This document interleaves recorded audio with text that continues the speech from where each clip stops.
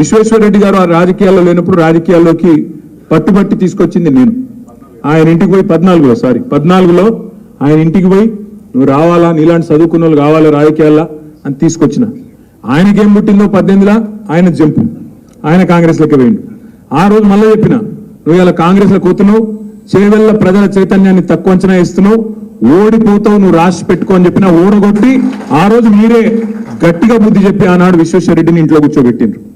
2018లో ఆనాడు కొత్త అభ్యర్థి అయినా మీ జిల్లాకు సంబంధం లేకపోయినా కేసీఆర్ గారు నిర్ణయం తీసుకున్నారు కాబట్టి ఆనాడు డాక్టర్ రంజిత్ రెడ్డిని తీసుకొచ్చి ఎంపీకి నిలబెడితే, సరే కొత్తోడైనా కేసీఆర్ పంపిండు కదా, గులాబీ కండువా కప్పుకున్నాడు కదా, కేసీఆర్ మనిషి కదా అని చెప్పి మీరందరూ ఆశీర్వదించి రంజిత్ రెడ్డిని గెలిపించిండ్రు. మరి ఈరోజు రంజిత్ రెడ్డి గారు చేసిన ద్రోహం బాధ ఎక్కడ అనిపిస్తుంది అంటే, ఎవడో బయటవాడు మోసం చేస్తే బాధ అనిపించదు.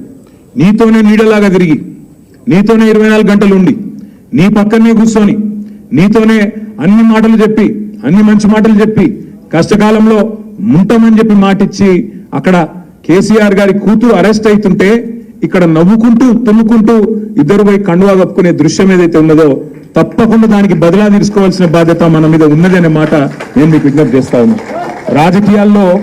రాజకీయాల్లో అధికారం ఎవరికి శాశ్వతం కాదు, అధికారంలో శాశ్వతంగా ఎవరు ఉండరు.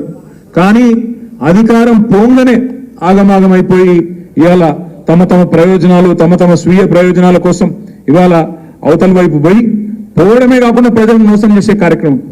ఆయన మొన్న రంజిత్ రెడ్డి ఒక సోషల్ మీడియాలో ఒక పోస్ట్ పెట్టిండు.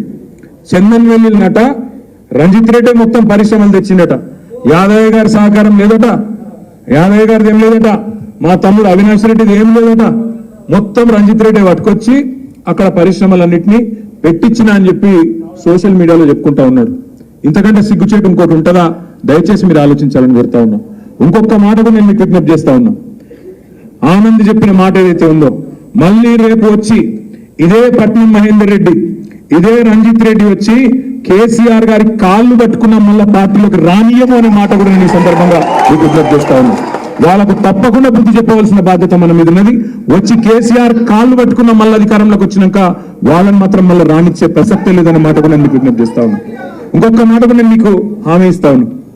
ఇవాళ మా అన్న జ్ఞానేశ్వరన్న ఇవాళ పార్టీ కష్టకాలం ఉన్నప్పుడు ముందుకొచ్చి, అన్నా నేనున్నా, మీరు అవకాశం ఇస్తే నేను నిలబెడతాను ముందుకొచ్చిన ఒక ధీరోదత్తమైన నాయకుడు ఇవాళ మన జ్ఞానేశ్వరన్న.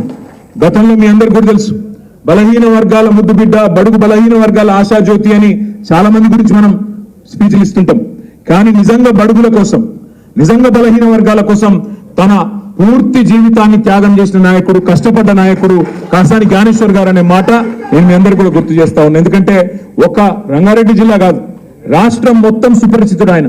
నేను ఒకసారి ఒక 15 ఏళ్ల కిందట నిర్మల్ పోయింటి, ఆనాడు ఆదిలాబాద్ జిల్లాలో నిర్మల్ నియోజకవర్గంలో.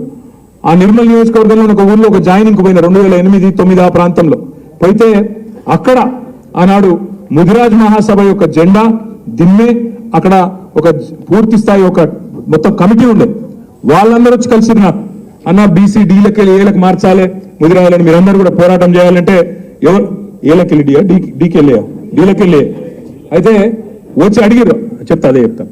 వచ్చి అడిగితే నేను అడిగితే ఎవరు ఆర్గనైజ్ చేశారు తమ్మి అంటే వాళ్ళందరూ చెప్పిండ్రు, అన్న మా నాయకుడు కాసాని జ్ఞానేశ్వర్ గారు రాష్ట్రంలో ఇవాళ బలహీన వర్గాలకు, అందులో ముఖ్యంగా ముదిరాజ్ సోదరులకు చాలా సేవ చేసిన నాయకుడు.